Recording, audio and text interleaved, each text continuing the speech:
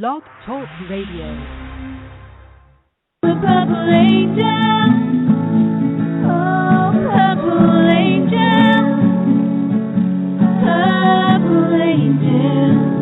you're next to me. Purple angel, oh purple angel,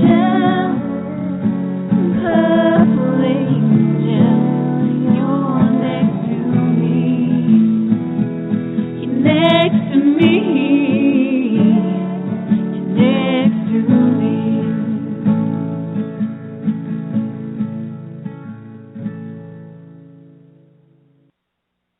Well, hi, everyone, and welcome to Alzheimer Speaks Radio. This is Lori LeBay, the host and founder of Alzheimer Speaks.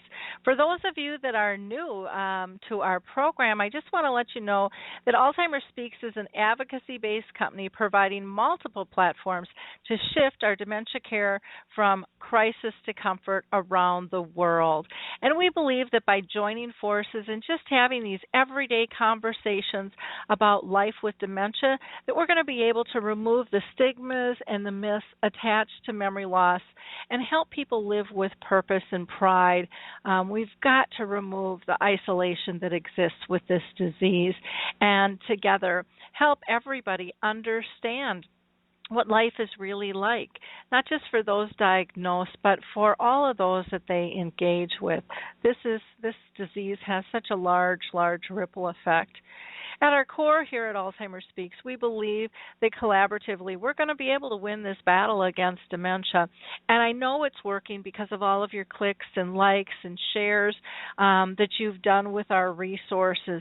We were honored here, and basically that honor is shared with all of you to be named the #1 influencer online regarding Alzheimer's, according to ShareCare, which is the largest health and wellness website in the world, as well as Dr. Oz, and we all know Dr. Oz. So again, keep sharing and pushing the information out. We try to make all of our tools and information sources like the radio program, the blog, the webinar, Dementia Chats that again we'll be doing today, free and accessible, along with the resource website. We need to get information in front of people. We need to make them feel it's okay to click on it and grab support when they need it. So many wonderful, wonderful resources that people just don't know are there. So feel free to go to alzheimerspeaks.com. There you can find out information from memory cafes to the Purple Angel Project, which is just an amazing new global symbol going rampant around the world. We want that known, as well as the pink ribbon for breast cancer. You will also find out information about Dementia Chats, which we'll be having this afternoon, actually. And the Dementia Chats are a webinar we do twice a month on the second and fourth Tuesday at 3 p.m. Eastern Time. That would be 2 p.m. Central, 1 o'clock Mountain Time, and noon Pacific Time if you're out west. And those are free. And our experts are those actually living with dementia. And they have wonderful, wonderful insights. And the public is more than welcome to join us, ask questions, and participate in just a fantastic conversation regarding life and living well with dementia. I do want to do a couple of shout-outs before we roll into open mic, and I hope all of you will call in or use the chat box to communicate with us, again, because everybody dealing with this disease is a little bit different, and it takes all of us to share our knowledge of what we've learned to make life with this disease better. If you're looking for an Alzheimer's Association anywhere in the world, check out Alzheimer's Disease International. They are the organization of all Alzheimer's associations around the world. Not only will you be able to find an association close to you, but you'll also get global information and research, which is critical. They're one of the leaders out there coordinating such. This fall, they just did a great research paper on trying to prevent the disease that you might find interesting as well. And again, information there is free. Then there is the Alzheimer's Research and Prevention Foundation, a wonderful organization if you are looking at more alternative or holistic modes in terms of dealing with the disease. So there you'll find out information on diet and exercise and meditation. And then many are dealing with specific types of dementia because we don't really know how many there are. I've heard anywhere from 70 to 130 different types. And so if you're dealing with like Lewy body or frontal temporal lobe, or maybe you're having problems with speech or someone you love is, which is called aphasia, those all have national organizations that you can go ahead and tap into and get really great specific information out there. And then a couple of fun things for the holidays. Sometimes people are looking for gifts. Puzzle With Me has a great variety of puzzles that they've designed that are fewer pieces, a little bit bigger to hold on to, and more age appropriate. Jiminy Wicket is a croquet game that can be played as a family. It can be played in a community. It's also being used with schools and memory loss communities joining forces and playing together. And then, of course, there's Alzheimer's Music Connect, which just has fabulous music. And not only do they have a wonderful Christmas CD out, but they also have a variety of other types of music that help engage the brain a little bit longer after you listen to it. So before we roll into our program, let's just kick off with a little Christmas song by Alzheimer's Music Connect. Chestnuts roasting on an open fire, Jack Frost nipping at your nose, Yuletide carols being sung by a choir and folks dressed up like Eskimos. Everybody knows. Wasn't that a beautiful, beautiful song? And that is from their new holiday CD, Memories. And it's absolutely gorgeous, and it is sung by a gal who was on American Idol, and I highly encourage you to go to Alzheimer's Music Connect and check out the variety of music they have. We've got a few callers with us, and I thought what we'd focus on today, since we are in the holiday season, it can always be a difficult patch. As much as we're trying to create joy and keep up with traditions and things, it can be a really stressful time because things change when it comes to dementia. So let me see who we've got on the line here. I think we've got Harry Urban, but let me check. Harry, are you with us? I sure am. How are you today? I am doing very, very well, very, very well. I'm going to see who else is on the line here. I think this is Robert. And Robert, are you live? I'm live. You're live, okay. And I'm not quite sure who. We've got another person from a 610 number, and I'm going to put you live if you wouldn't mind introducing yourself. From a 610. Did you want to speak, or did you just want to call in to listen? If you'd like to talk, we would love to have you join our conversation, but if not, we totally understand too. Why don't we do this for our 610 number? If you decide you want to join the conversation, just push 1 and I'll pull you back in, okay? So Harry and Robert, let's talk about the holidays. First of all, Robert, are you all set and ready to go for the holiday season? I'm ready. Excuse me, I'm ready to go, Laurie. It's we on the just got over Thanksgiving, but it's been calm in our house, and I'm thankful for that. I'm excited about Christmas. Wonderful.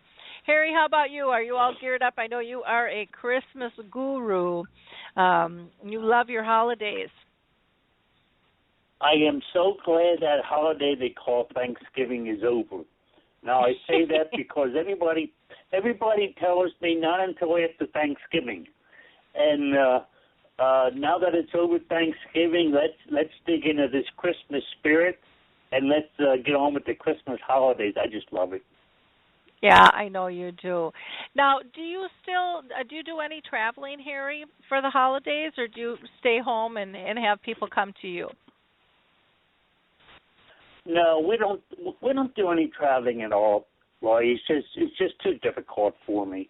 We're fortunate enough to have everybody come here, and it's so nice because we get visitors the whole month of December. You know, it's not like just one day 20 people show up.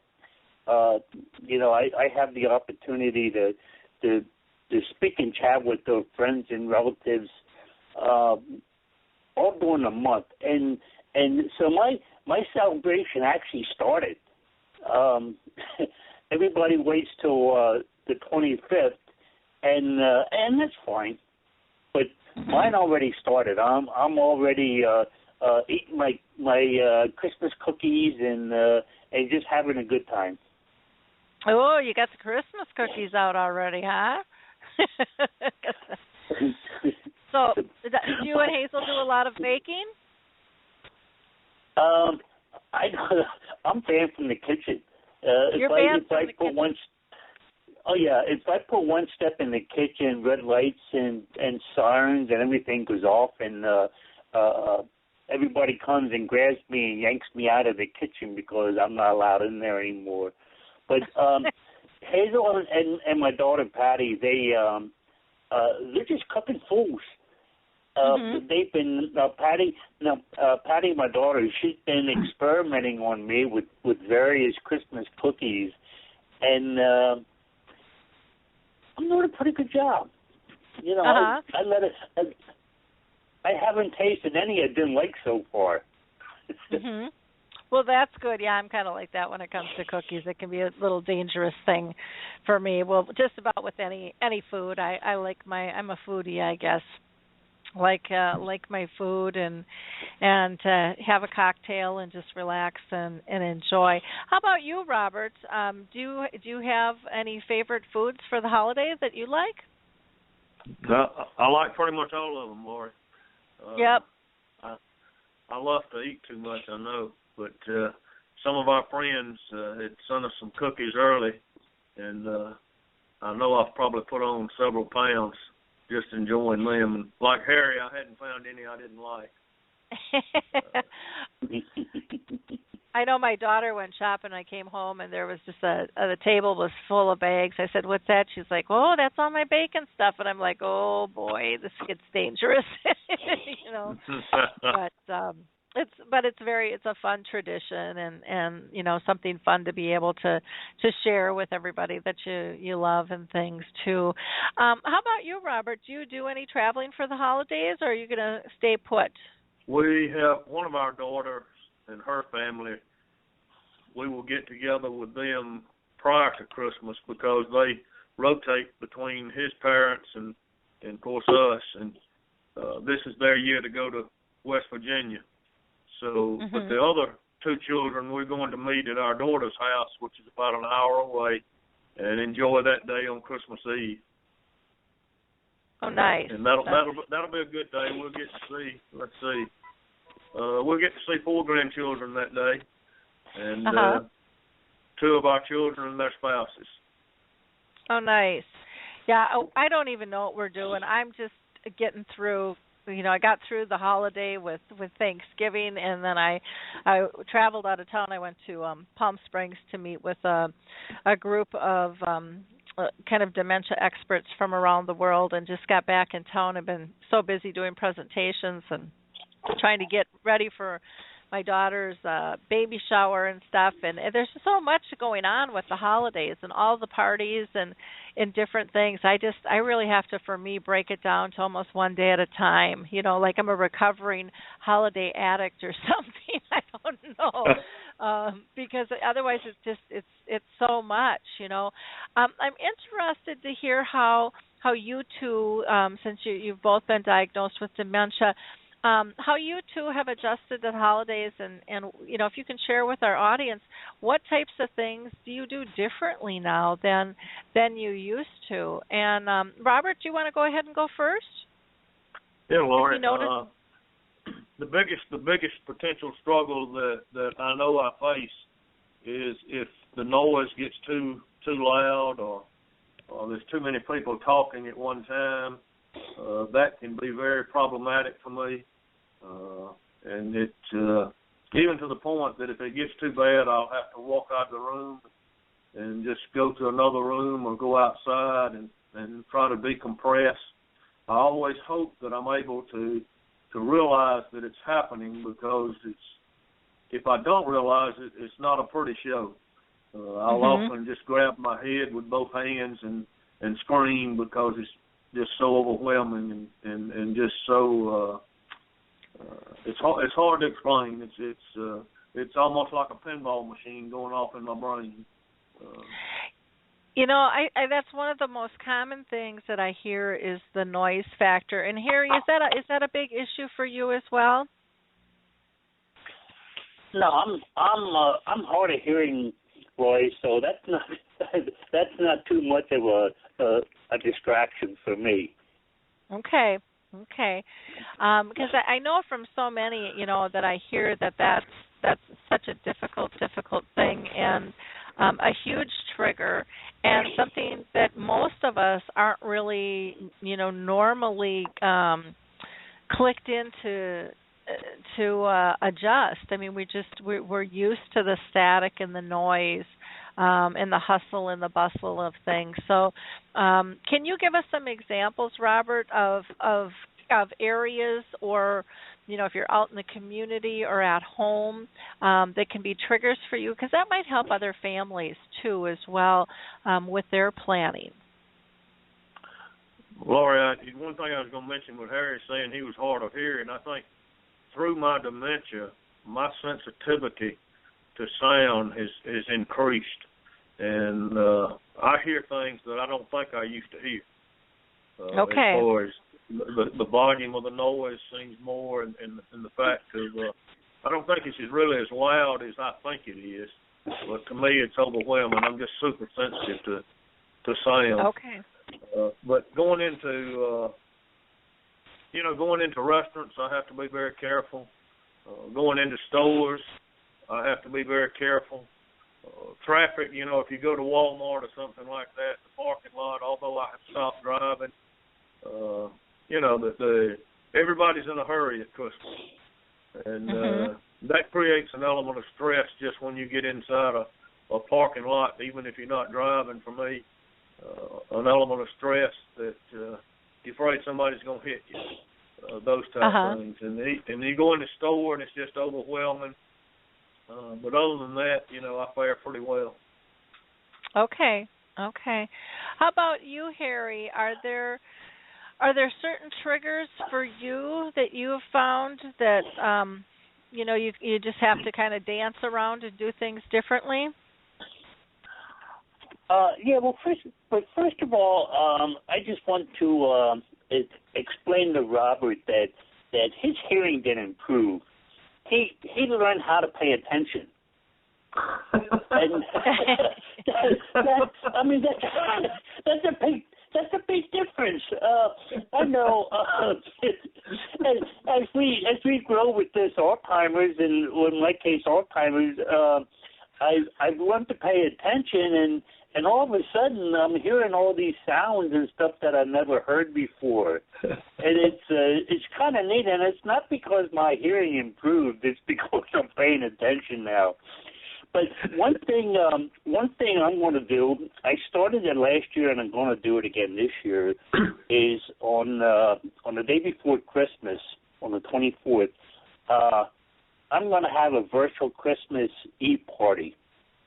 And last year I started this, and it went so well. I'd like to do it again this year.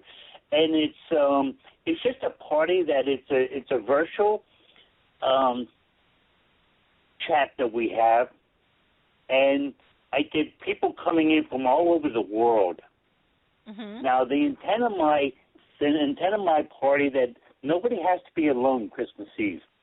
Uh-huh. You know, we're here. We're bonded. We're here, and last year I had people that came in that was on the chat for hours, and then people would come in just to say Merry Christmas, whatever, and talk to a couple people. But it is so nice because it gives everybody a chance to get together and not be alone on Christmas Eve, and that's very, very important to me. And that's a wonderful, wonderful thing. You know, we had our memory cafe the day before Thanksgiving, and the facilitators initially said, we'll cancel it because it's too close to the holiday and stuff. And I said, you know what, I'll be there. Because I think there'll be people who want to come. And we had over 30 people show up, and so we had a packed room, and they were like so thankful because they just love getting together and chatting and stuff. And so I was so glad that I chose to be there, and I'll do that again on the 24th, even though it's right before Christmas. I just think, for me it's a priority to be able to allow people to have that space if they need it and stuff. Now, we've got a caller, I think, from the 610 number, so let me try again. 610, area code, you are live and on the air. Do you want to state your name? My name is Laurie. Hi, Laurie. Good name. Hi. Good name, yeah. You spell it different than I do, but still. I have a question. Since experiencing dementia, I have problems making decisions, and I also have had problems going out shopping. How do you go about, number one, deciding what to get somebody, and shopping online unless you know directly what you want for somebody is really difficult? Any pointers from Robert or Harry on how you go about deciding on Christmas gifts and how you make the decision what to get? Harry, I'll let you go first on that one. Oh, that's one of my favorite topics. I make my own gifts when I give them out at Christmas time. One of the problems I see that we do is we spend too much money at Christmas time. That's not the meaning of Christmas. Okay, so I usually make gifts. I love making gifts, and it not only helps me, but when I give a gift to someone that I made, they love it, even though it's minimal, and I might have only spent $1 or $2 making this gift, but there's so many crafts you can make, and I really push that idea with my family. Don't buy me any gifts. If you want to give me a gift, that's okay, but make it, and it could be that you bake me a dozen cookies. It could be a lot of things. My daughter likes to crochet and knit things, and things like that. I think a gift like that means more to me than anything. I mean, you don't have to go out and buy me a new GPS or whatever, spend $100 on something, that's not what it's about. Mm-hmm. How about Robert? What are your thoughts on finding and purchasing things for people at Christmas time? I don't. I depend on my wife a lot, Lori, for that. So I'm not a good reference point for that because I've always worked at such a pace when I had the pharmacy that I was engaged at Christmas, but it was a short period of time. And I'm having to learn to enjoy a longer period of time, and I'm thankful for that. But I depend on my wife a lot in that arena. And actually what we've done this year is do it together. But I'm not that good at coming up with good ideas. So about the Christmas gifts, and I don't have the talent that Harry Urban has when it gets that he has in that arena. So I depend on my wife a lot. Mhm. Yeah, I'm not talented either when it comes to making stuff. I have done it over the years, but between that and just a busy lifestyle. Lori, are you craftsy at all, or what are your thoughts about making things? Not going to happen this year. Maybe next year. It's not going to happen this year. Just too much going on in life this year. But I look. Oh, go ahead. When I go like to Amazon, there's so many things unless you really know what you're looking to get somebody. And I don't want to spend a lot of money, but I want everybody should have a present to unwrap. Mm-hmm. Can be something small, but it just you used to go to the store and you'd be walking down the store and you'd go, oh, so and so would really like that, but without having the ideas. I'm finding it very difficult this year to pull out even small things for people. Yeah, have you asked them kind of for a wish list of what they want? No, I always try and surprise them, but I think this year it's probably just not going to happen. Okay, I know Lori, when we were little. Go ahead. What I was going to say is one thing that we do in that arena is we do ask our children what their children would like to have for Christmas and let them give us a list of things, and then we pick from that, and we even ask our children what they would like. We pick from that, and then they're surprised by which one they get to that extent. Mm-hmm. Yeah, that's definitely an idea. I remember when I was little, and remember when we used to get the big old catalogs delivered to the house, and our parents would say, sit down and what do you want? Well, my gosh, we marked every single page, I think, in the whole catalogs, and every single catalog that came, the words and the Sears and the pennies, and went through all of that. and nowadays, I hear of kids a lot of times will send like a URL to their parents, of things that they want and stuff. I've kind of gotten to be a little bit of a ho humbug person too, because I think we've gotten a little out of line with gifts. But every family is different and has to do what works well for them. Have you ever thought of getting everybody the same thing, something that would bring meaning to the family at all? If it's something. I've thought of that. I just can't decide what to get for everybody. And I have a very large family. We don't buy for everybody, but we do buy for certain people, the people that are coming here for like Christmas dinner. I like to have something for them, and something for my husband, which I'm at a total loss on this year, but What's does he have any hobbies or anything that he likes, or? He does. I think we're in the financial crunch, as many people are this year, and also we have so much. It comes to a point you say, boy, we really don't need any more stuff. Mm-hmm. But yet it's still nice to have something to unwrap for Christmas. But I'm finding I can't make the decisions like I used to. I used to be able to come up with thoughts and ideas and unique things, and now even just trying to make the decision of what to do tends to be challenging. Mm-hmm. Have you thought about, because one of the things that they say with dementia is, less is more, in terms of starting to give stuff away. I mean, I've really downsized significantly, and I love giving people stuff that was really precious to me, but that I don't really use and appreciate as much as I should.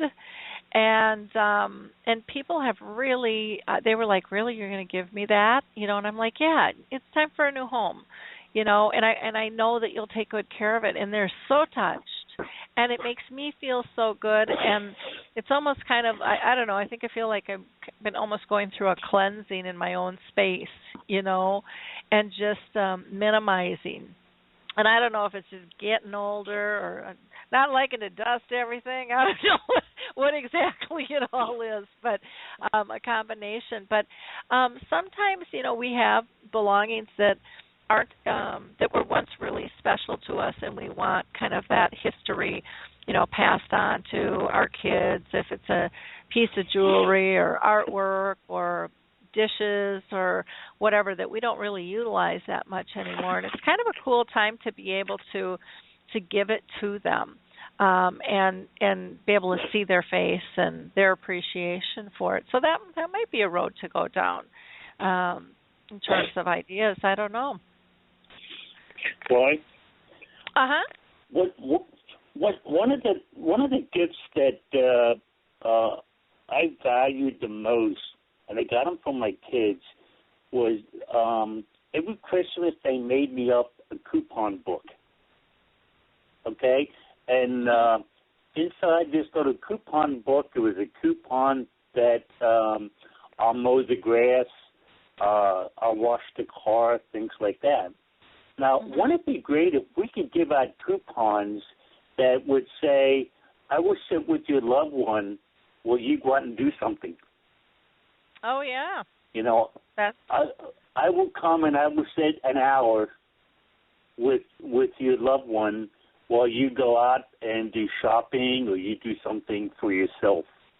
Mhm. Now, wouldn't that be a wonderful gift to give? That would be. I would think that would be a great gift. Lori, what do you think about something like that?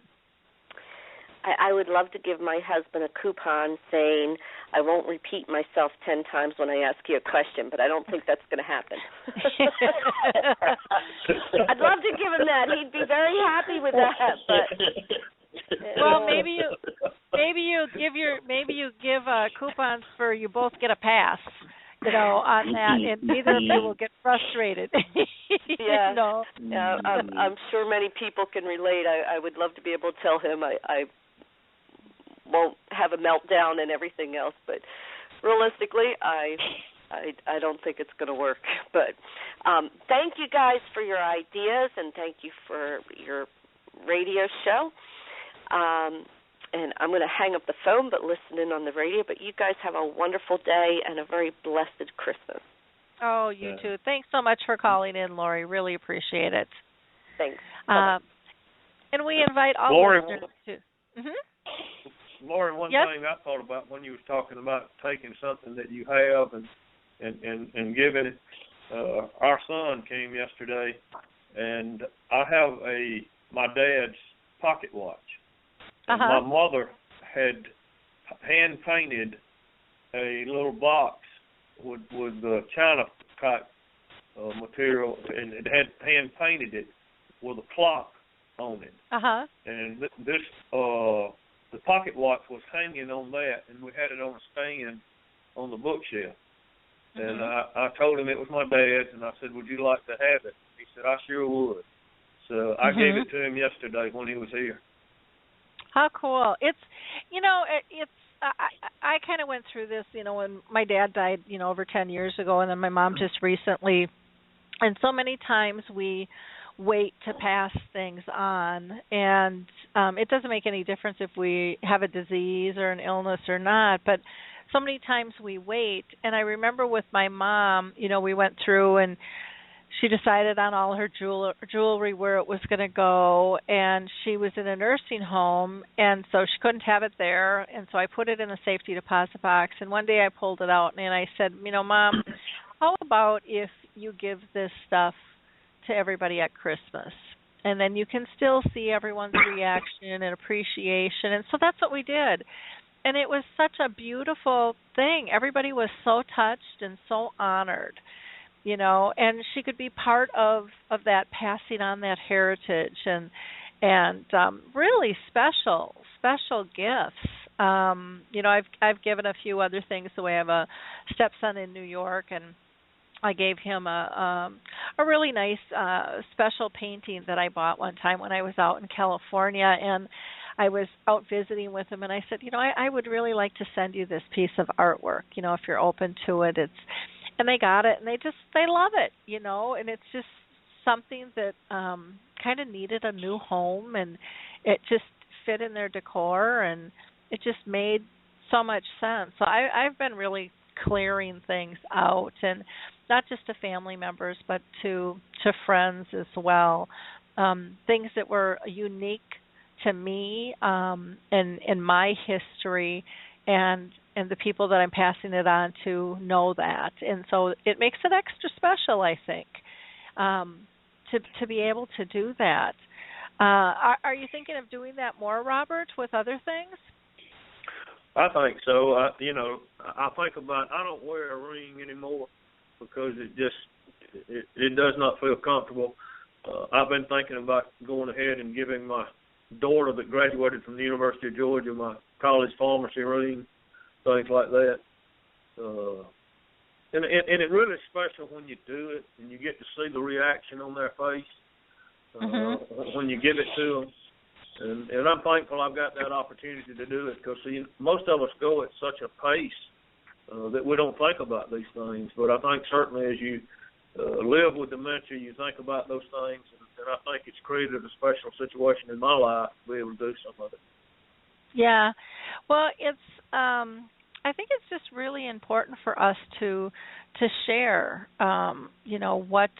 what's been important to us, and even just to, if it's dishes, a lot of times maybe we don't cook so much anymore, which is all fine. But to see your daughter or your son now cooking with something that was really important to you is pretty cool. It's pretty cool to be able to see all of that kind of pull together, and really quite fun. So, Harry, have you ever done anything like that? Well, yeah. Now, it's been my experience that you have to be careful about doing something like that because a lot of times, like if you would pass down jewelry or something like that, it gets locked away. Mm-hmm. Now, what I like to do is every family, I don't care what family it is, they have a cook. Uh-huh. And usually mom makes the best whatever. And I'm a big proponent of making up cookbooks of family recipes and putting them down on a piece of paper and making up a little cookbook and giving them out as Christmas gifts. And that's a gift that people would take that recipe and they would cook it all year long, every year. They will use the gift that you gave all the time. Now, if you give them a watch or something like that, like I said, it might be too valuable or something to wear. So what they do is they put it away, and that's fine. I don't have any problems with that. But I like to give things out like recipes and things, things along that line that somebody's going to use every day. Mhm. Yeah, that's a nice. I think that's a really nice route to go, to be able to get pass some of those traditions and heritage on. And for some it might be on little note cards in a little box, and for some it might be making up a formal book. Someone else might just like it in a 3-ring binder.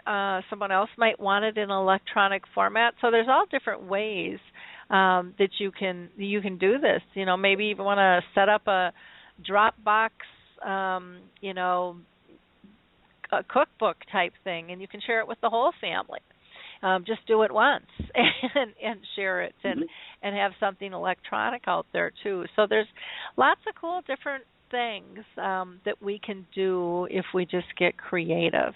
And so many times, I think Robert said, we just get so busy and in the hustle and bustle with things that we don't slow down and look at, well, what do I really have here to give? And I really like the coupon idea. And for grandparents, it might be that you're going to babysit. The kids have said, don't get them any more toys. They got enough toys. Well, what are you supposed to do? Well, maybe it's taking them to a movie, or saying we'll go to the park, or we're going to go on vacation for a couple of days, with the kids, and the parents, your kids can then kind of plan time for themselves. I mean, there's all different things. It could be a massage or doing somebody's, giving them a pedicure or doing their nails, and maybe not sending them to a salon. Maybe you're going to actually sit down and physically touch them and do it yourself and have a conversation. It's endless. They're going over and cleaning somebody's house for them, or dusting, or helping them do spring cleaning, or washing windows. I mean, my gosh, I can think of a list that won't end, of stuff that just needs to be, that we all need to do, or giving people rides to the doctor, so that they don't have to feel guilty, about anything. So there's lots of things I think that can help out so many people when we just think about it. I think that talking about gifts is really a great idea. Anything else you want to add on the topic of gifts, Harry? No, like I said, Hazel and I, we don't even exchange gifts at Christmas time. And now it's because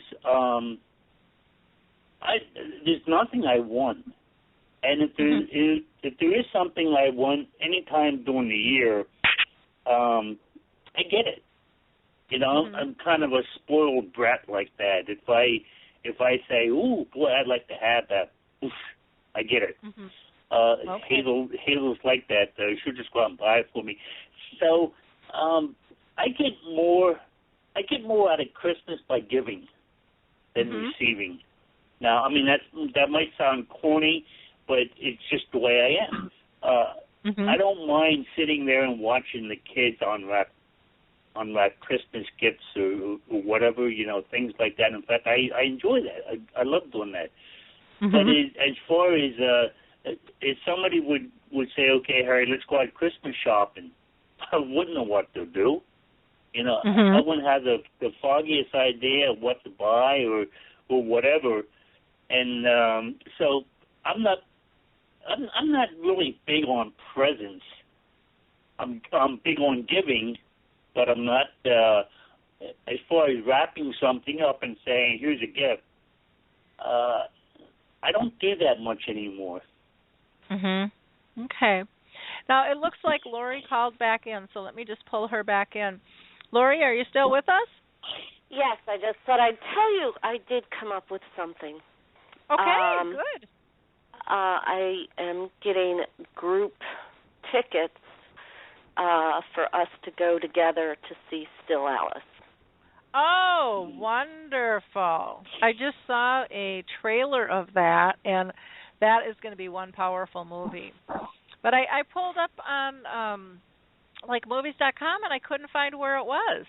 It's not until January 15th in our area anyway. I had heard that it was rolling out December 5th, but maybe that was just in certain areas on there. Because I was like, I can't wait to go see it. It's going to be really. Have you seen the trailer for it?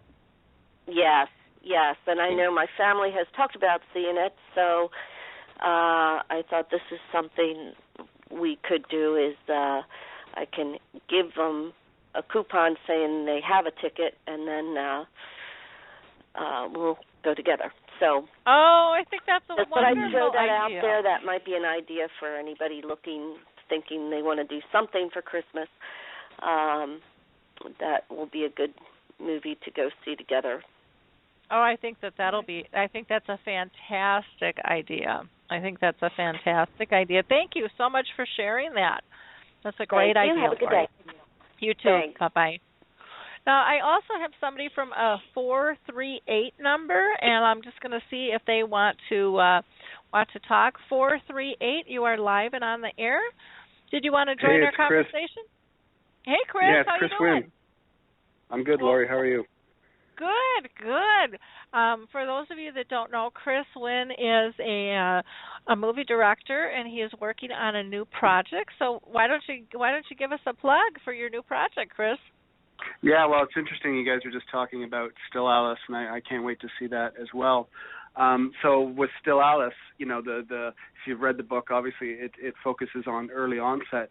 My documentary does the same thing. However, instead of focusing on the person with early onset, I'm focusing on their children.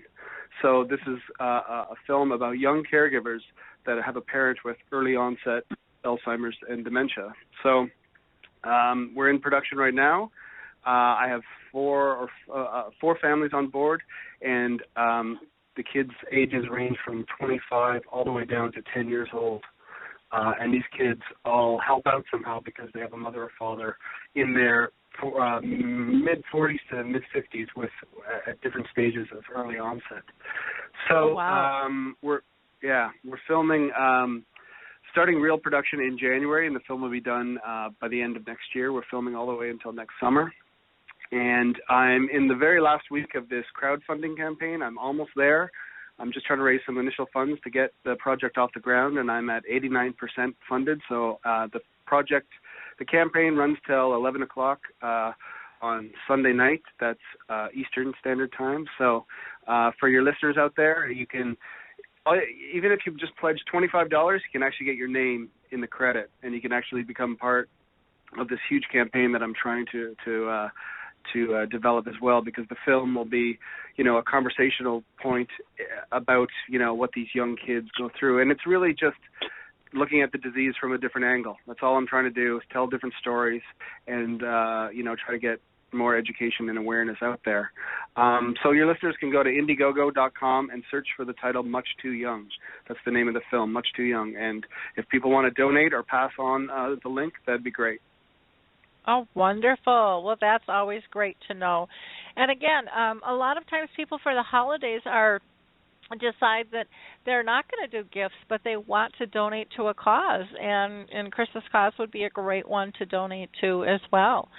So, it's been, actually, because of this campaign, this is how I got some of these new families on board once I started this campaign, and it's been a great experience. And there's about almost 100 people have helped fund this project. So, they're part of the film. They're not just, funders. I'm considering them, anyone who donates, to be, part of the film, part of the campaign. So, I welcome any kind of donation, and you get all kinds of different perks in return from getting DVD copies. You get to Skype with me. You get to come... if you live in a certain city, we're going to premiere in different cities, so you get an invitation to the premiere depending on, again, how much you donate. So, again, just go to Indiegogo.com and search for the title Much Too Young.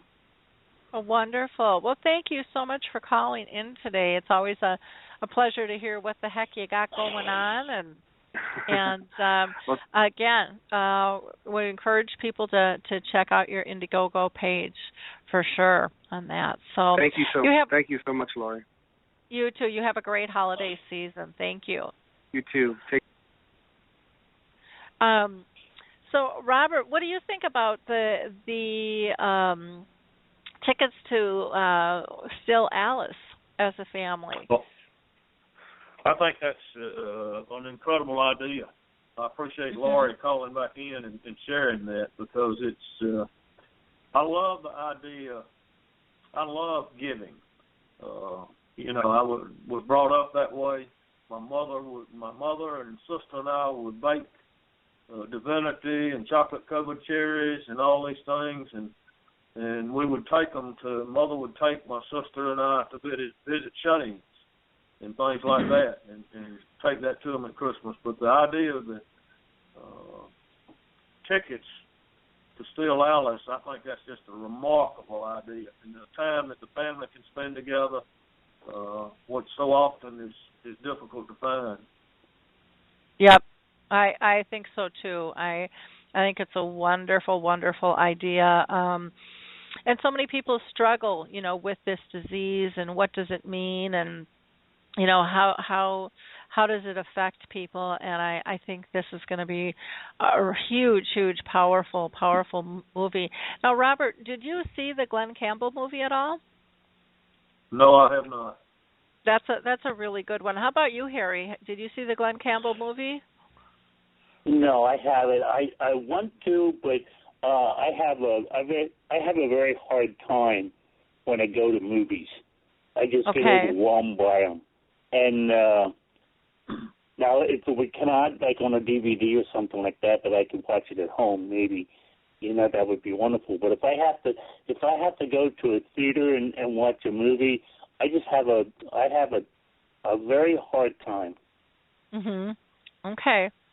Well, and that's understandable, and that's one of those things that we all have to deal with in terms of what works and what doesn't work for people, because it can be background noise or seating or just the crowd in general, or not feeling comfortable, out in the crowd. There's so many factors that come into play, and we have to be really conscious of that, and ask our people who are diagnosed with dementia, where are they most comfortable? Because, nowadays, you just wait a little bit and you can watch it on Netflix at home, and not go out, and a little bit cheaper too and stuff. So all of those things can easily come into play, and just make your popcorn at home. So well, see, that's what happens. That's what happens, Lori. Now, in my case, I get so emotionally involved in something. Mm-hmm. It's not the crowds that upset me. It's not the noise or anything like that. It's my own emotions that upset me, and I'm so afraid of making a fool out of myself. That's the only way I can say it. That if I go to a movie and it does really upset me, it does really touch me. I open up my emotions for everybody around me to see, and I'm very private like that. That I don't like to do that. Okay. Robert, do you find that you're more emotional now than you used to be? Yes. It's easy. Certain situations, and I don't know that I could define them right now, but there are times that I do get emotional. And a lot of time it has to do with the situation I'm in, but I just try to deal with it, and the fact of, like, the movie, I don't get emotional in the movie. My problem is the noise and the volume that they play it at, and those type of things, and I often find myself just walking out and not staying. Okay. How about, let's talk about, because a lot of times people will want to go out shopping during the holidays. Is that something that you're comfortable doing at all? I know, Robert, you had said you don't really even like the parking lot. It gets to be too much, so I would imagine the malls would be a difficult place for you to travel to. Is that correct? That would be, Laura. I would... It almost creates panic in me when I get around a big crowd like that, and I've never been that way before. But it just becomes overpowering, overwhelming, and it's like I can't think of a way out of it. Okay. How about you, Harry? Do you like going to the malls anymore, or do you try to stay away from them? I'm just the opposite. I love it. I love as long as I have my security blanket beside me that is smart enough to know when I need a break. But I love going to the mall. I love seeing the lights. I love doing that. I just get so wrapped up in it that I get so wrapped up in it that everybody around me is my close friend. I'm talking to everybody. I'm just having a good time. It's something I love. But like Robert says, I do have a limit. And when my limit is reached, you have to be smart enough to know that it's time to leave. Yeah.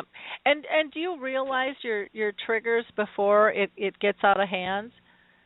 So you can have. I think Hazel, my security blanket, knows better than I do.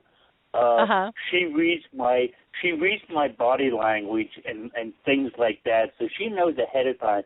Now, she keeps a very close eye on me when we're out like that, and she does it in a way that is, I don't feel it's offensive. You know, I don't feel like she has me under a microscope. I know that she's doing it for my good, but she lets me know before. She can tell maybe by I start raising my voice, things like that. You know, she can tell when it's time to maybe just go get a cup of coffee. Mhm. Okay. Lori, I'm fortunate in that regard too, because Judy's very sensitive when I get in those situations. She's very attentive, and she calmly does it like Harry's talking about Hazel does it, and she'll reach and grab my hand or arm or something, and she'll just gently ask me, do we need to leave for a few minutes or something like that. Well, that's nice when you have somebody who knows you that well, you know, to really watch out for your best interest, and you know, to be able to change the environment in a real respectful fashion for you, so that it's not it's as least disruptive, you know, for you in the whole.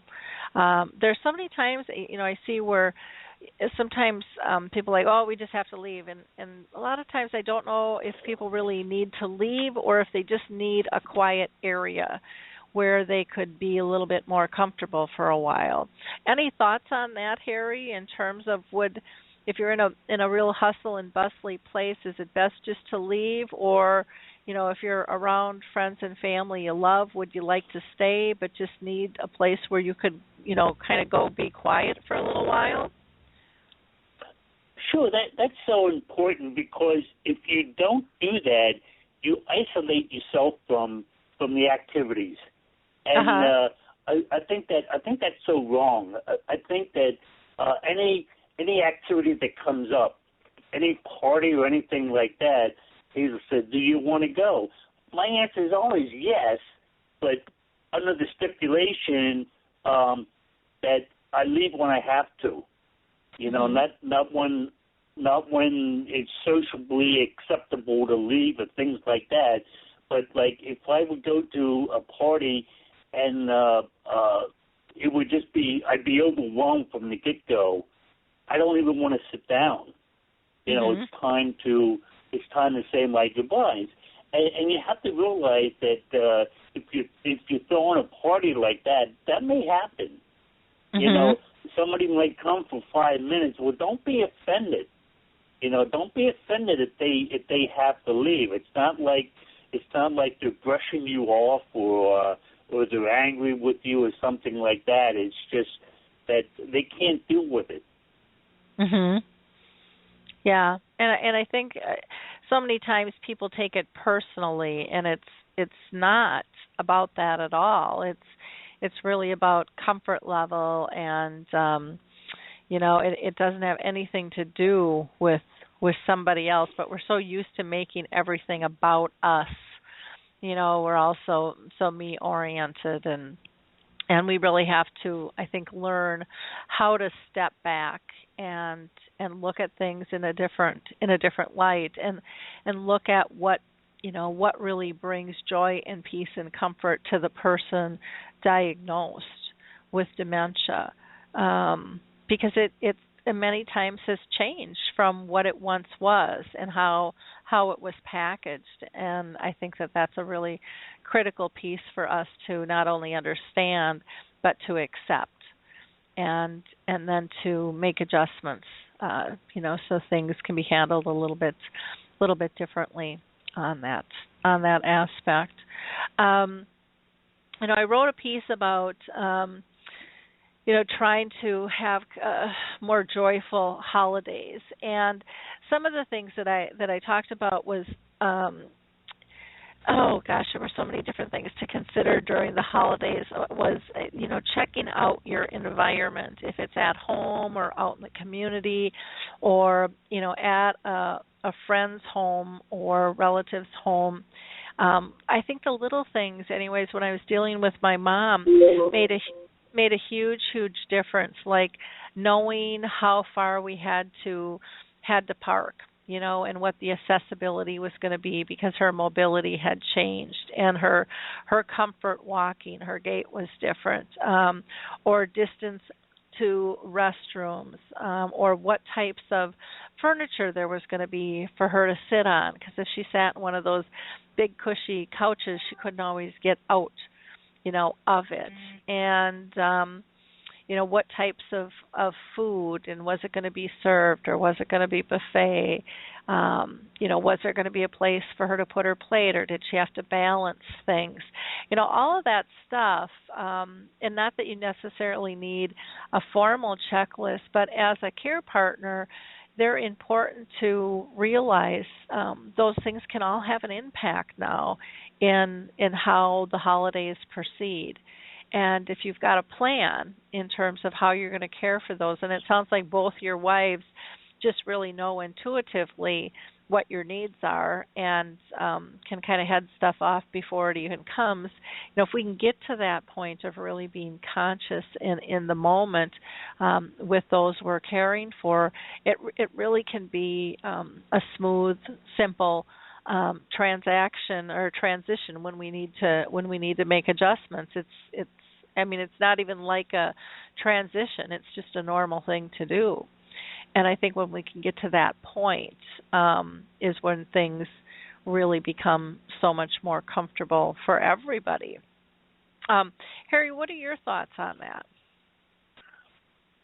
I stole the slogan from Eric and Heather Anderson, and it is so wonderful that it explains so much to me, and that is, remember, I can't remember.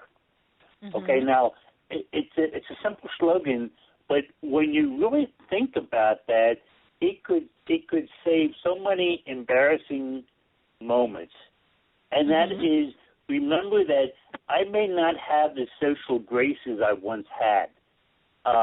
Remember that I might not have the answers to the questions that you're answering me. I might be back 2 or 3 topics of conversation, things like that.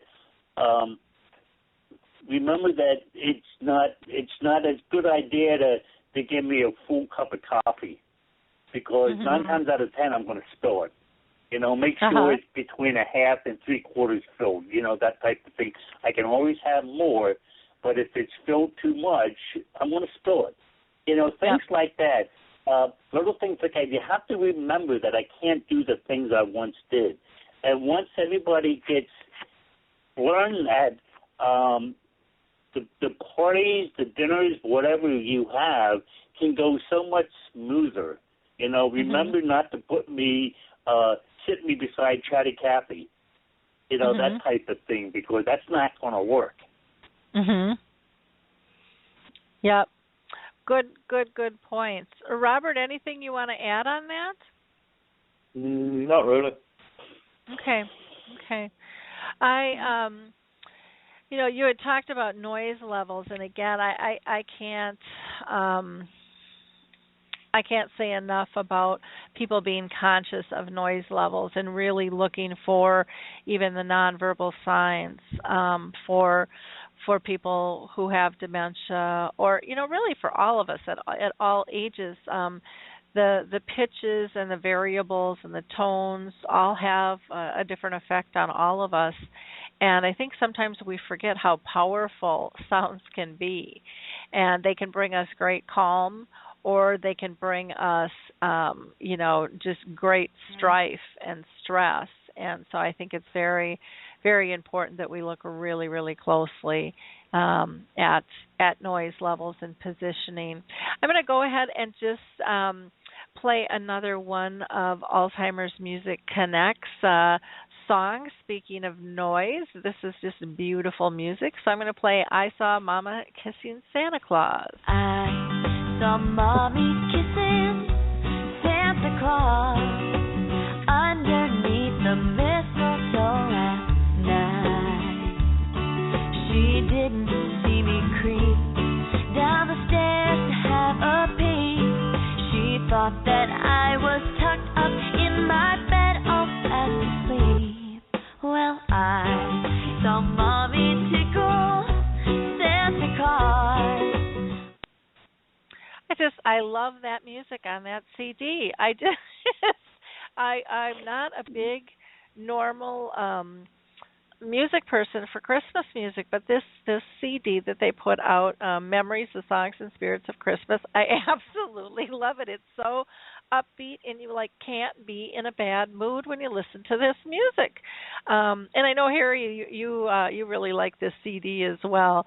It's we've had conversations about it before, but it's just a fun music, and to think that it's got the extra added value of helping people with dementia connect a little bit longer after they listen to it is just a plus. I think for myself, I find that I'm more alert too. And I don't know if it has to do with just getting me in a better mood. I'm not sure what the heck it is. But if you're interested in it, you can just go to Alzheimer's Connect, Music Connect, and they've got it on a MP3, and they've got CDs, or you can buy some of the singles as well. Plus, they have a collection of not just holiday music, but just really a nice wide selection of a variety of music. So that would make, I think, a fabulous holiday gift for so many people. I do want to point out, if you didn't have a chance to listen to the last couple of radio shows, we had the Alzheimer's Foundation of America on, and they were talking about their new Remember Together program, which is pretty neat. You take an old photo and then you try to replicate it today. So it might be poses or clothes or whatever. But they're putting them up there, and they're pretty fun to look at. And then as Harry had mentioned, we had the authors Eric and Heather Anderson of Remember, I Can't Remember, which again is a fantastic title. And so to the point.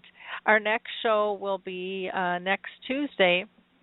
And we're going to have Lisa Barron on with Memory Care Home Solutions and the caregiver training environment that they've developed, along with Dr. Ben Mast, who is the author of the book called The Second Forgetting.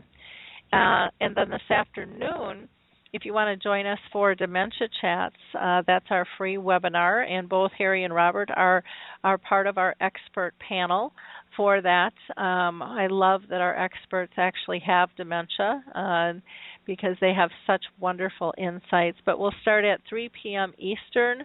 That's 2 p.m. Central, 1 o'clock Mountain Time, and noon Pacific Time.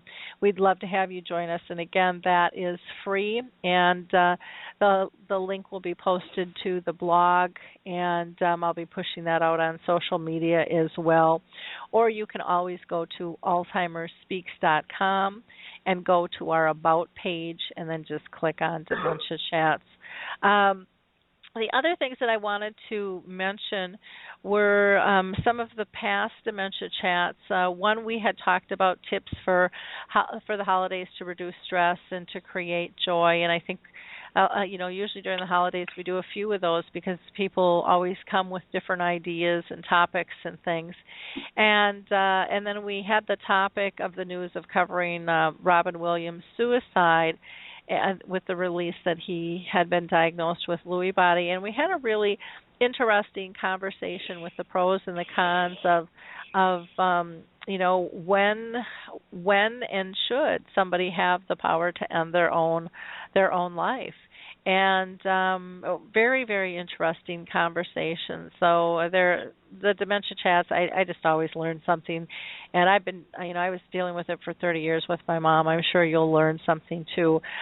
Both dementia chats, the webinars, and the radio show are all recorded, so you can go back and listen to them anytime. So if you can't make it when we're live, please know that those resources are there for you.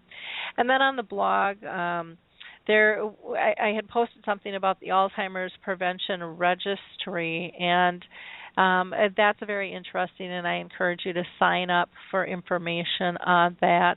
And then I did this article on helping those that care cope.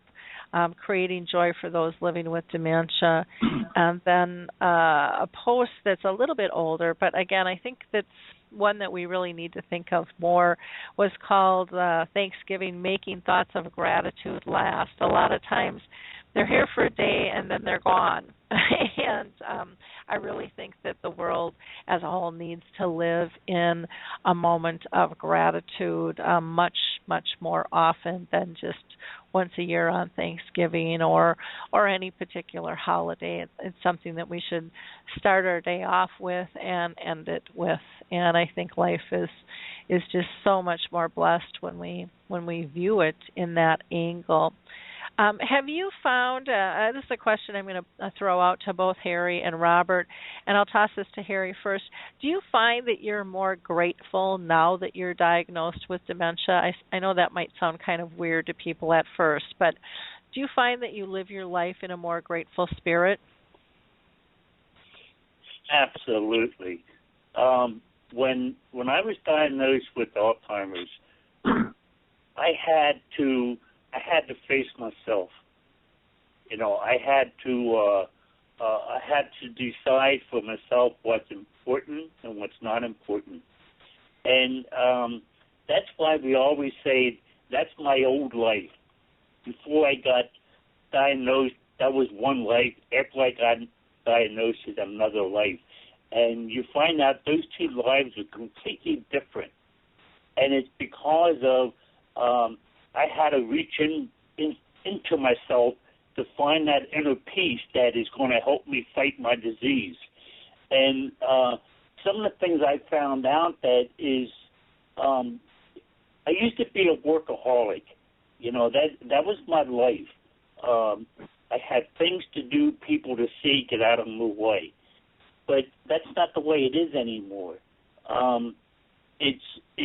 I think we do become more caring people because our values change so much. We slow down, and our values change so much that the things that we overlooked before, we really look at now.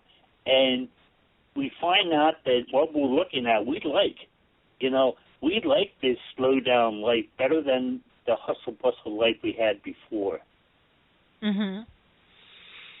Robert, how about you? Do you find that you're living life in a more grateful mode? Absolutely. I feel like I've always been thankful, but it is at a different level now. I have time, but like Harry, I was a workaholic. I worked anywhere from 60 to 80 hours a week. I went through a period of time that I worked 100 hours a week. I was quick to move on because there was so much on my plate. And I wished I might, a lot of things I did, I wished I hadn't going at that pace. But at the same time, I'm thankful now that I see life through a different set of lenses. And it's beautiful. It's more beautiful than I ever could ever describe. I'm thankful that I've got more time with my family. I'm thankful that I can just sit back and relax. I don't have to be doing something all the time. And I've got more peace in my life today than I've ever had before. And that came after being diagnosed with dementia. Yeah, I know for me as a daughter, dealing with this with my mom, it just taught me so many fabulous lessons in life and has really brought me great inner peace. And I know people would always say, oh, what a terrible disease. And I'm like, it was such a gift to me. And I know we never want anyone to be ill, but there are gifts wrapped in every moment of life, no matter what is before us. We just have to look for them. We have to stop focusing on the tragedy and say, what is here for me to learn? And this disease, I can't even list all the wonderful lessons that it's taught me. It's taught me to be more patient. It's taught me to be more non-judgmental, more accepting, more flexible, more spontaneous. I think more fun, less stressed, more creative, more loving on deeper levels than I even knew were possible. I mean, more grateful, less needy. I can't. I mean, it almost. I can't stop the lessons, and they're noticeable ones. I mean, other people say, "Wow, you've really changed," and they have. But it's been for really a good change, and it's like it's almost like leading by example with this disease, and then others look at it differently, and go, well, gosh, she's doing okay, or he's doing okay, or they're calm. I guess, the world is going to go on. And, and just all of the creative things that so many of you have done with dementia in terms of sharing your stories and the honesty. I mean, just having these conversations like today are such a gift for some people, to be able to hear somebody with dementia talk so clearly and so insightfully, and help troubleshoot and give ideas. That's just breaking down a huge myth out there, and that's a gift to so many people. And to me, it's those types of gifts that are priceless. Just priceless to me. Harry, when you talk about gratitude and being more at peace, can you give some examples? Can you think of any examples of? When I speak out to a lot of people now, I was diagnosed almost 11 years now. January will be 11 years that I was diagnosed with Alzheimer's. When I speak out, so many people say, hey, you have a mild case of Alzheimer's, or are you sure you have Alzheimer's? And what I try to do is I try to say, okay, now let's look at my life compared to your life. When's the last time you laughed? When's the last time you did this? When's the last time you did that? And so many people say, well, gee, I can't tell you the last time I just really laughed. And I said that it's okay to laugh when you have dementia. You know, it's nature's way of saying, okay, let's get rid of the stress in your life. You know, let's get away from the badness, the ugliness. Now, dementia is ugly. There's no doubt about it. It is ugly, but if that's all you see, that's all you're going to have. Yep. And I chose not to look at the ugliness. I know it's there. I live it, so I know it's there. But I live the happiness that is also there, and that's what makes me so grateful that I've learned that. You know, now I could have been diagnosed and I could just be waiting to die. You know, I could just, because I didn't do anything for myself. And I get so angry at people that are not willing to do something for themselves. You know, that it's like, you know, don't you know that if you would laugh, if you would do something, if you would find a purpose in life, that you would not only add years to your life, but you would add so many more meaningful years to your life. You would live a happy life. You have to learn to live with your disease. That's important. Yeah, I think that's critical. You know, you have to put the disease in second position to yourself. You know, you are a person first with a life to fulfill and you know, love and have fun and, you know, all of those things that we all deserve. And so many times people allow disease to rob them of the joy and the truth of everyday life, of being that person, you know, that they've always wanted to be. And it's pretty powerful stuff. And I think for a lot of people it's really hard to comprehend how in the world could disease ever be a gift? But again, it's all in how you view it. Robert, what are your thoughts? That's one. Oh, go ahead, Harry. That's one of the things that care partners are so guilty of, that they handicap us without even knowing it. And the way they do that is they care too much for us. They do too much for us. And they take away our self-respect or dignity and things like that without even knowing it. And that's why we have to stumble. We have to fall. We have to do the things that other people do. Now, it may not be pretty. You may not like to watch it, but it's something we have to do. Yep, I agree. Robert, what are your thoughts? Anything you want to add? I look back and, Laurie, over my life, I think my life experience has prepared me for my diagnosis. And I think that preparation was accelerated over the previous 10 years.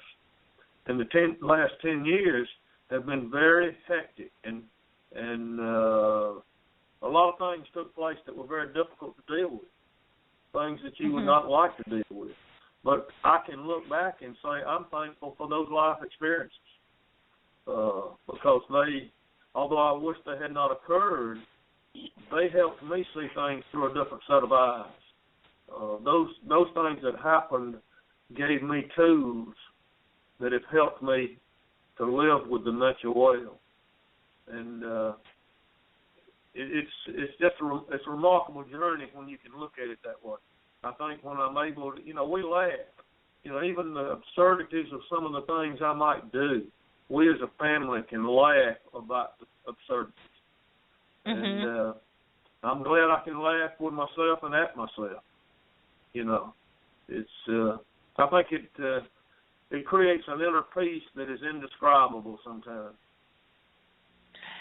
Yeah, and like you said, being able, laughter is such a powerful, powerful tool for all of us, and it is throughout our lives. And, when you ask people, what is one of the things that they enjoy most in life, it's usually joy and laughter. And why in the world would we ever try to take that away from someone who has a diagnosis, someone who is ill? Because it literally changes the chemistry in our body and, can really help us heal on a lot of levels. And I know I was, this last week, I was just kind of fried out when I was together with this group in Palm Springs, and it was very, very intense timing. And we got in the car to go someplace, and someone was driving, and they hit the curb a couple of times. And I just broke out laughing. I had tears. I couldn't stop. Everyone was looking at me, wanting to laugh, but afraid that the driver was going to get mad. And she was actually egging me on with some of her comments. And I bet I laughed for 15 minutes. I mean, just a hard belly laugh. And it totally changed my chemistry in my body, and it released all the kind of, I don't want to say kind of stress and overwhelmingness of all this work we were doing, because it was just very, very intense work, and it shifted everything within me. I can't even explain it, but that is so important. Laughter is such an incredible gift that we can give not only ourselves but give to others if we're willing to play again.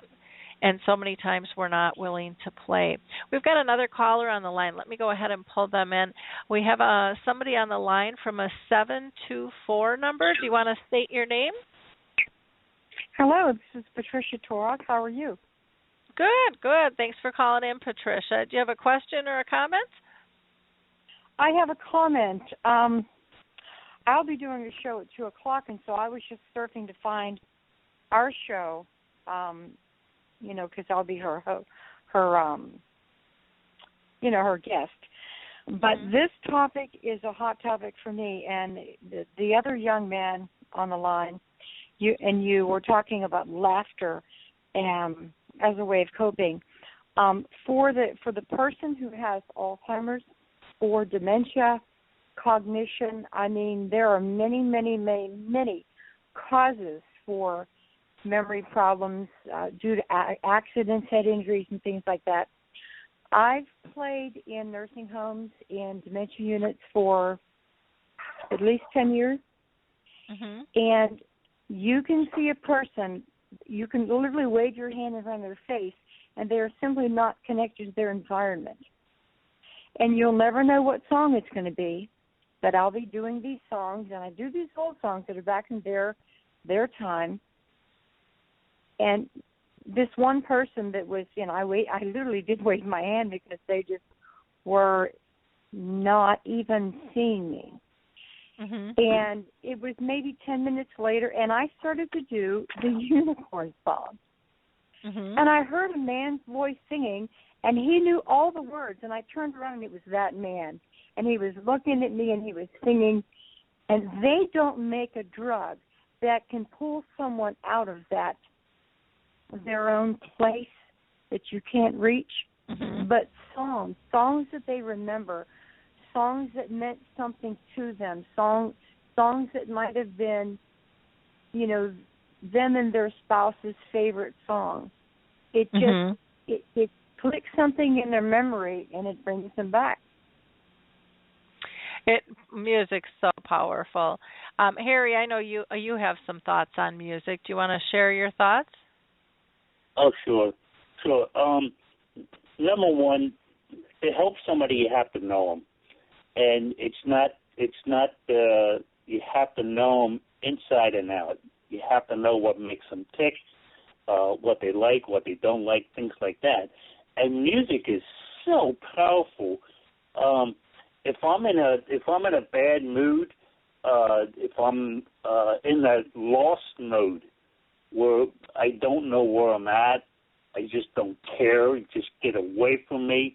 If I'm in that kind of mood, I can put music on and I can visualize I'm someplace else, and that gets me out of that feeling sorry for myself and things like that. So many times I visit nursing facilities and people say, well, they don't communicate anymore, and I always say, I don't believe that. Mm-hmm.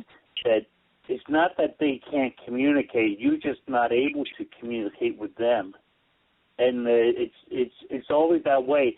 And once you learn how to communicate with somebody, they communicate through the eyes, through the touch, the body language, things like that. They don't have to communicate verbally. And once you find out how you can communicate with them, that opens up the door. Mm-hmm. I mean, you can do so many things. You can have a conversation with somebody, and they don't even have to say a word, But now you have to get to know the person. You have to know the person. If you're just sitting in front of them talking, they tune you out, and that's it. But once you get on their level, you enter their world, then that's when the conversation starts. Mm-hmm. Exactly. Robert, do you have anything to add regarding music? I don't know much I can add. I think Harry's right on target from my perspective. One thing I would add, I think attitude is an important part as we begin to engage with someone with dementia. I visit persons in the nursing homes with dementia, and usually I can get a response. But I'm going in there expecting a response. And I'm not looking at the limitations they might have. I'm looking for what's left, and how can I engage them and get them to be a part of a conversation, whether it be through verbal, whether it be, as Harry mentioned, through eyes, facial expression, or whatever. And it usually speaks volumes what they are able to tell me. Mm-hmm. Great. Well, I so agree. We did a lot of music with my mom as well, and it was just so powerful, absolutely so powerful. And she's now gone, but I still have those clips, and they bring me such joy. And we videotaped her for about a half an hour with her reactions, and not only has that brought me joy, but it's brought hope and joy to a lot of others, because there's, with all of them, I'm sure there's well over 100,000 hits on those few little clips that we have on YouTube for people. But I can be in a really down mood, and I can watch that, and it just brings me this peace and calm and this lovingness that is just incredible, that again can change my mood instantly by just watching that. So I appreciate you calling in and talking about music, Patricia, because I do think it's a very, very powerful and very utilized and not very well understood, the power behind it and the impact that it can have. Can I add a little bit more to that? Because Sure. It's more personal than just being someone interested in your topic. Mm-hmm. I have short-term memory and cognitive due to 30 years of undiagnosed Sjogren's before it was found that damage was done all over. And my husband's family, Alzheimer's, runs so extremely more on his mother's side. More do get Alzheimer's and more have died from Alzheimer's than anything else. His mother currently, doesn't even know who my husband is. Mm-hmm. So, there's a chance of some type of dementia for me. Alzheimer's is not anywhere in my family, but it's very strongly in my husband's family. So what I did in 2013 for our 26th anniversary, you can find it on YouTube, and I sung it in all over different states, and I called it "I Remember You," but it's clearly about Alzheimer's or dementia. The person singing this love song, this beautiful love song, doesn't know, hey, I don't remember, hey, I don't know your name, hey, I don't remember the day, hey, I don't know what time it is, but all the rest of it, I incorporated all of our memories, our first date, where we used to go in Potter County and where we still go. I incorporated all of our personal stuff. And years down the road, that recording has the potential to really unlock things for either one of us should it happen. And as I said, I've sung it in other states, and I introduced it. This is a song I wrote. It's called "I Remember You." And when I'm done singing it, never without fail, if someone comes up to mention about that song, they'll come up and they'll say, "Oh, I just love that Alzheimer's song you sang." Well, nowhere in the song does it say Alzheimer's, and nowhere does it say dementia, but it's very clear that that's what it's about. I just wanted to put the most positive spin on it that you could. It's a beautiful love song, but you can tell the spouse has dementia. Or, whatever. And it's on YouTube if anyone wants to hear it. It's called "I Remember You" by Pat, just P-A-T. Last name is Torok, T like Tom, O-R-O-K. I'm not promoting myself whatsoever. I'm not trying to get famous or anything. I'm 60 years old. It's beyond that. But you might like to listen to the song because especially someone who is the caregiver, who has that anxiety about when that person is getting farther and farther away and harder to reach. Remember that sometimes, and consider this, sometimes when that person is, in that unreachable place, they're not connected to their environment, in their mind, in their own place, they just may be reliving the most beautiful memories of their life. Agree. That doesn't very help, very much. That doesn't help the caregiver. But if you can, there's two sides of a coin, and I think that's just one side people don't consider.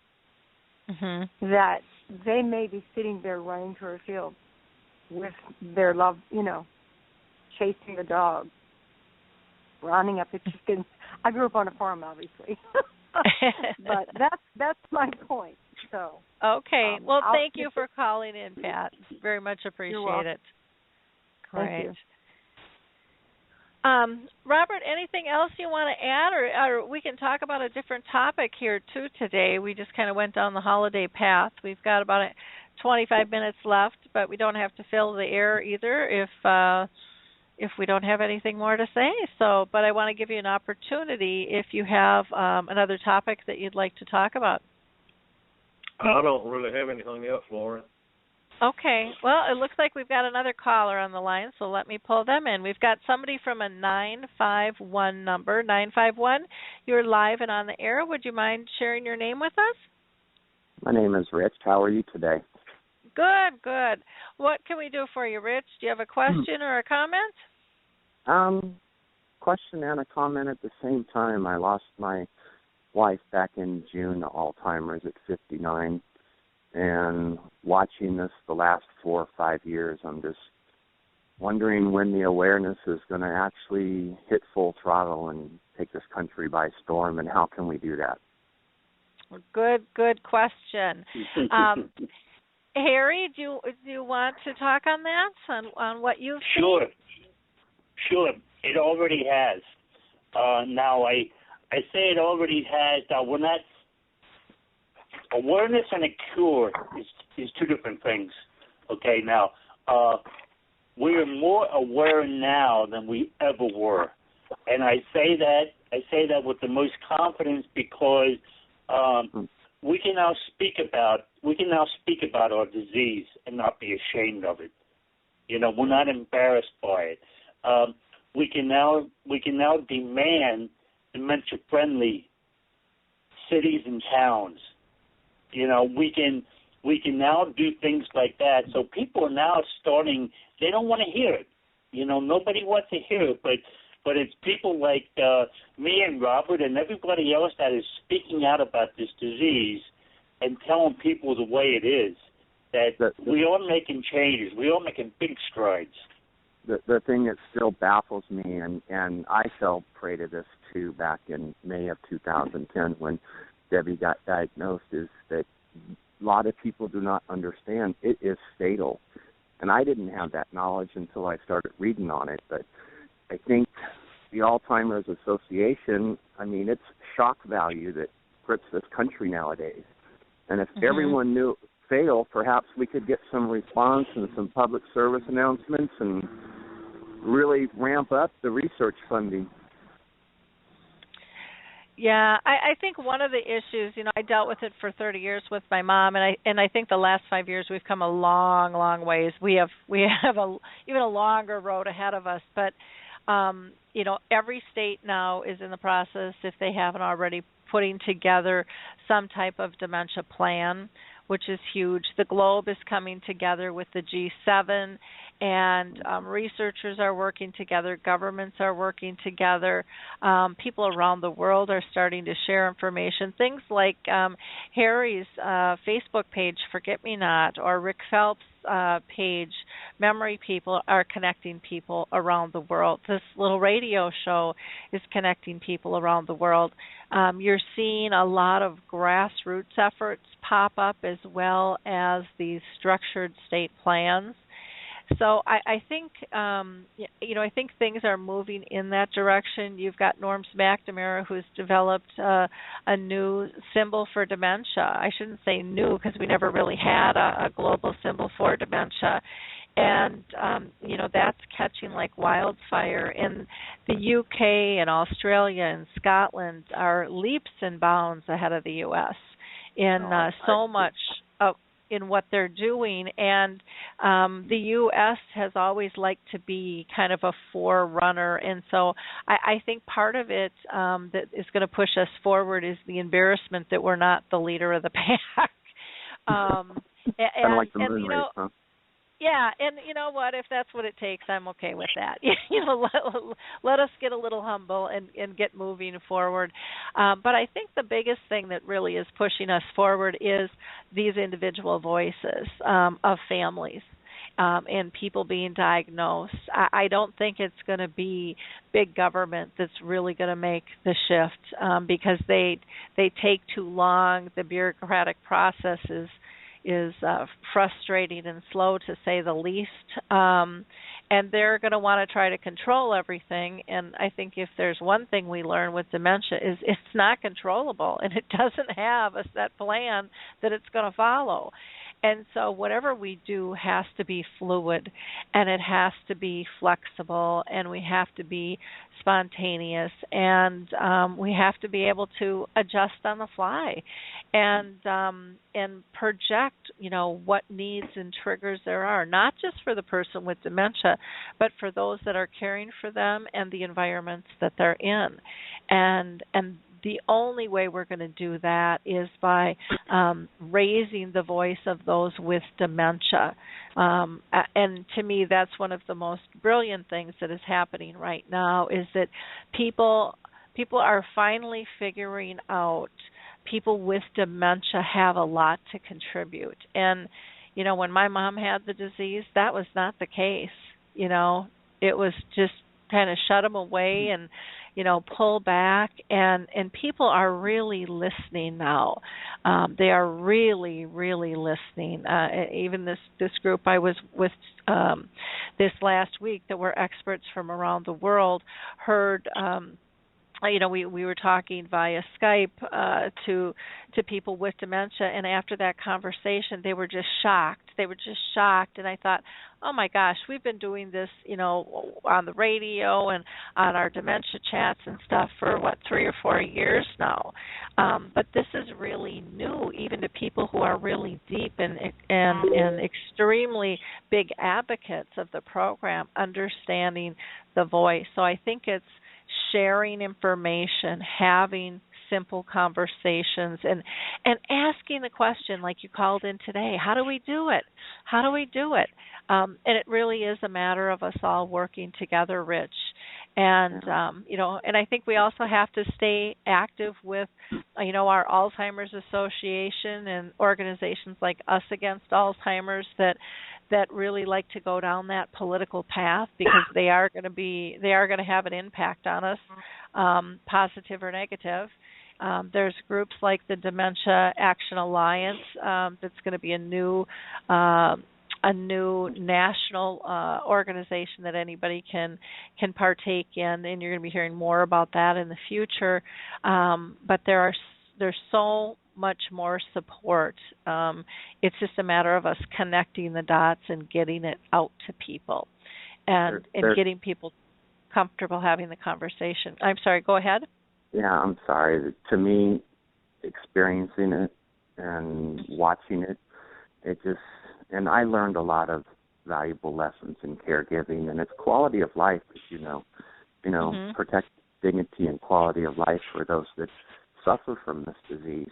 And I threw it out there yesterday on Memory People, Rick Phelps stage. I want to see a PSA. Someone send me a link. And I'll tweet it, I'll Facebook it.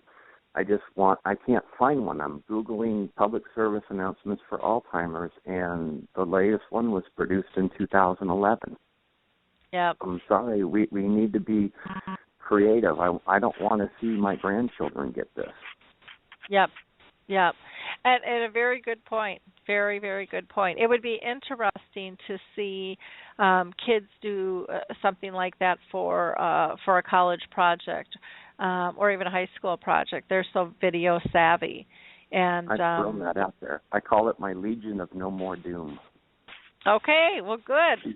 You hold that light high and just keep pounding on the door, and one of these days something will open. I think that's one of the biggest traits that dementia teaches us all is to be strong and to not give up. To know how important this is, and as many times as we all get knocked down, there's somebody out there that's willing to help you back up, because there's so many of us that have been touched by this. And so many people don't even talk about it because they don't even know it's acceptable to talk about it. And so the more information we can get out there, the more comfortable people will feel having the conversation. But yeah, keep pounding on those doors and keep asking. It will trigger. It usually takes longer than we like, but it'll fire. I do want to thank you for your time, and maybe someone out there that's listening to this will get their college kids or someone to produce that 30-second video that just pops and goes viral, and money will flow into the association. Who knows? Yep. What a great route. And it's amazing what people can do with their time and talents and want to do with their time and talents, and they don't even know where to be directed to. So again, it's people like you, Rich, throwing out ideas and giving people, those seeds of thought, which are really, really important. So I appreciate you so much calling in. Thank you. Robert, can I add something, Lloyd? Sure. Go ahead, Harry. We Americans are greedy. If we can't make a buck on it, we're not interested in it, and that's just the way Americans are. And the thing that upsets me so much is so many fundraisers out there, and what are you fundraising for? Research. Okay, and that's fine. That's necessary. I know that's necessary. But why can't we fundraise for a better quality of life? Why can't we research to find ways to make our lives easier and make us happier? Things like that. I will never see a cure. I mean, that's years and years down the road. I don't have years, but I could have a better quality of life, and I think we have to have more fundraisers for a better quality of life. I agree. I totally agree. Robert, anything else you'd like to add? Lauren, the only thing I would say, I think I'm thankful that I'm more patient now, because before I would have been moving with a stick of dynamite. I'm able now, having dementia, to look at things more objectively as it relates to it than I once could, probably. But it's, I have to remind myself that a house is built one brick at a time. And we've got so much that we're having to overcome with the stigmas that have been present with dementia. And I think we're making a lot of progress. We've got a lot more to do. And I'm thankful for this call because it's a needed message, and it's needed for more and more people.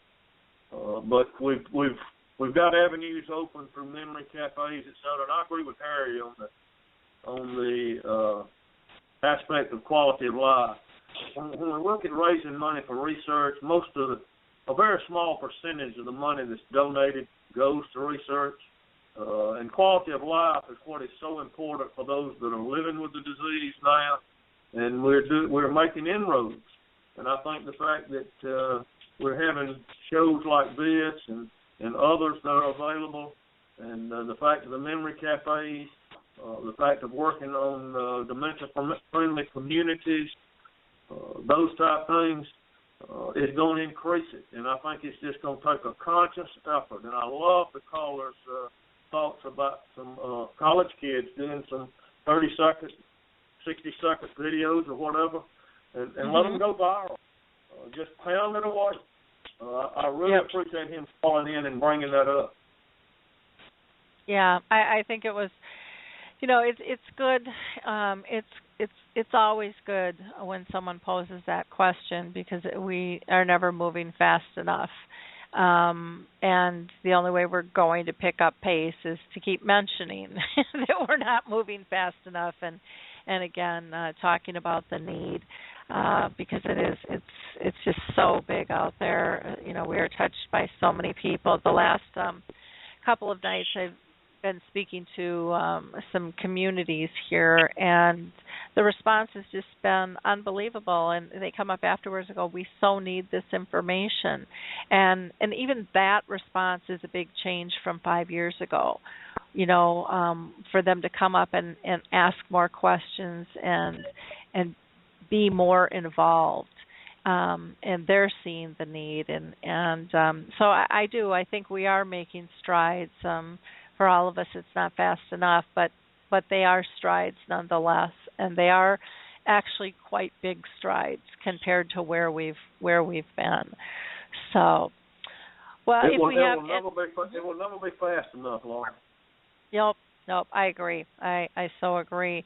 I just want to put out there one more time, if we have any other callers that are interested in calling in, please do so. We'd love to hear from you. We just have about 10 minutes left, so if we don't have any other callers, I'll probably get ready to wrap up the show, because we have to get ready for our dementia chats here this afternoon, and that's always a fun conversation that we have. So I would encourage people to join us for that. That's a webinar platform. Again, that's free. We start at 3 o'clock Eastern Time, 2 o'clock Central, 1 o'clock Mountain, and then that would be noon Pacific Time if you're out west on that. So doesn't look like we have any other callers or anybody in the chat box. I'm not sure if the chat box is really working or not, because I'm not showing people, and they're definitely out there. So I apologize for that. If you've typed something in, I'm not seeing it at this end, because I love to be able to pull you in. Again, if you are interested in helping raise the profile of dementia, please go to our website, alzheimersspeaks.com, and go to the About page and click on the Purple Angel Project. From there, you can request information on how you get the Purple Angel and can join that cause, which is a new global symbol for dementia. If you are looking for an Alzheimer's Association anywhere in the world, check out Alzheimer's Disease International. Or if you're more interested in a holistic approach, kind of looking at food and exercise and meditation, go to the Alzheimer's Research and Prevention Foundation. They have great resources there for you. And then I also want to, again, mention, if you are dealing with a specific type of dementia, and there's many types out there, but a couple of the more popular are the Lewy Body Association and the frontal temporal lobe dementia. Each have their own national site, which can really help you move forward with those diseases, because they're all just a little bit different. Again, if someone is having problems with speech, there's a national aphasia organization. And last, if you're looking for some type of gift for the holiday season, check out Alzheimer's Music Connect. They've got a great Christmas CD called Memories, Songs and Spirits of Christmas, and all of their music has a special patent with it that helps people with dementia engage a little bit longer. Also, if you have someone who likes to work on puzzles, you can go to Puzzle with Me. There, Jane has made puzzles that are fewer pieces but bigger pieces, more age appropriate. And then Jiminy Wicket, if somebody likes the outdoors and likes to play croquet, there's actually an adaptive game that can be played indoors or outdoors, and it can be played by all generations, which is very fun as well with that. So I'm going to go one last call. Harry, any other topic you want to talk about? Otherwise, we're waiting until this afternoon on Dementia Chats. Yeah, I need something to talk about at 3 o'clock. So okay. The only thing I'll end it with everybody that has dementia, you have to realize there is life after your diagnosis.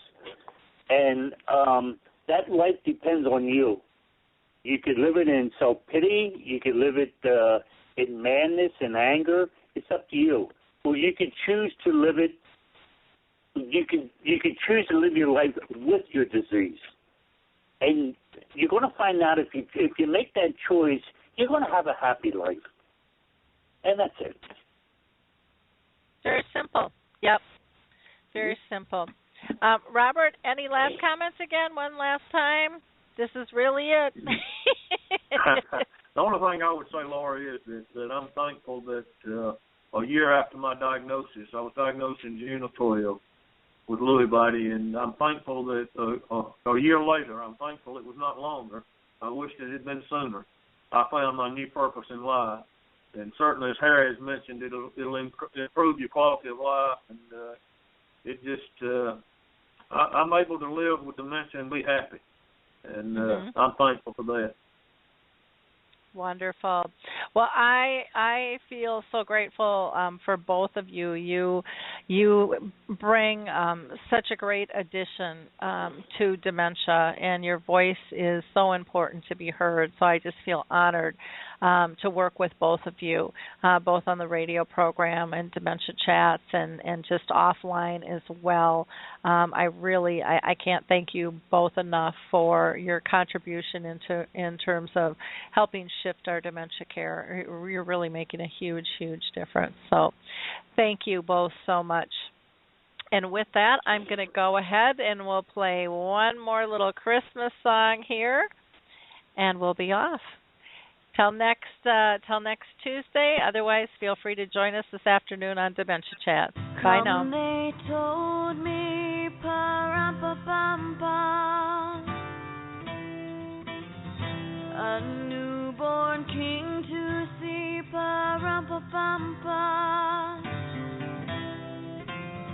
Our finest gifts we bring, pa-rum-pa-pum-pum.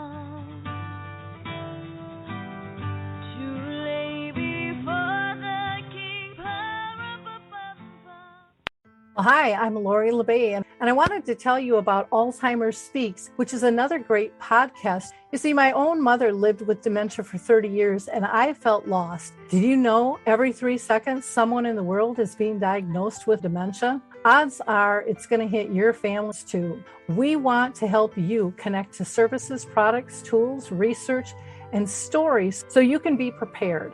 Please subscribe to Alzheimer Speaks on your favorite podcast platform.